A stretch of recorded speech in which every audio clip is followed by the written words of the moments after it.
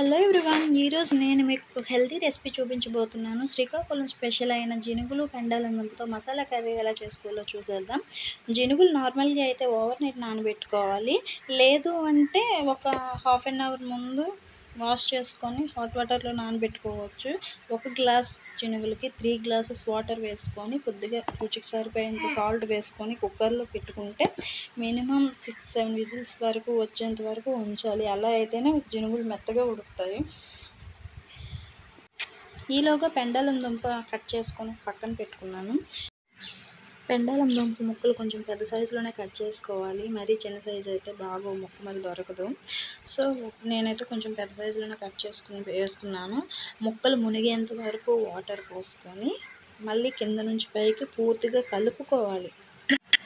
అలా కలుపుకుంటేనే అన్నీ ఈవెన్గా కుక్ అవుతాయి.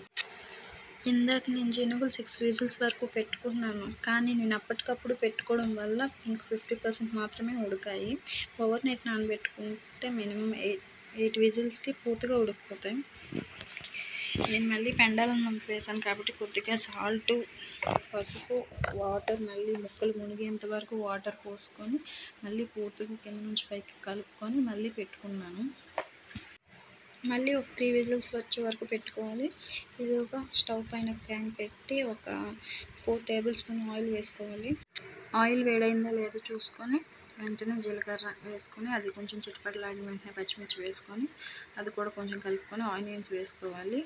ఆనియన్స్ మినిమం పూర్తిగా వేగక్కర్లేదు, ఇంచుమించు కొంచెం బ్రౌన్ కలర్లో వచ్చేంత వరకు వేయించుకోవాలి. బ్రౌన్ కలర్ అయిన తర్వాత అప్పటికప్పుడు దంచి పెట్టుకున్న అల్లం వెల్లుల్లి పేస్ట్ వేసుకోవాలి. ఈ కర్రీకి ఫ్రెష్ అల్లం వెల్లుల్లి పేస్ట్ అయితే స్మెల్ బాగుంటుంది, స్టోర్ చేసుకున్నది వేసుకోకూడదు. ఆనియన్స్ బ్రౌన్ కలర్ వచ్చిన తర్వాత చిటికెడు పసుపు వేసుకున్నాను. పోపులో పసుపు వేసుకోవడం వల్ల కలర్ కానీ స్మెల్ కానీ చాలా బాగా వస్తాయి. నేను ఈ కర్రీలో మసాలా అని చెప్పి మసాలా వేయట్లేదు అనుకుంటున్నారు కదా, స్పైసెస్ అన్నీ సపరేట్గా పౌడర్ చేసి ఆ పౌడర్ యూస్ చేస్తున్నాను. అలా కంటే ఇలానే బాగుంటుంది కర్రీ.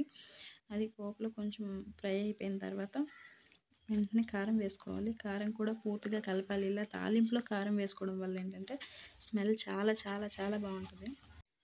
ఇంకా పక్కకు పెట్టుకున్న జిడుగులు, పెండలం దుంప ఉడికించిన ముక్కలు అందులో వేసుకోవాలి. వేసుకున్న తర్వాత ఇంకా పూర్తిగా కలిపేసి మళ్ళీ అవి చూసారా వాటర్ అంతా ఇన్ని వాటర్ వేసాం కానీ అవి మొత్తం పీల్చేసాయి.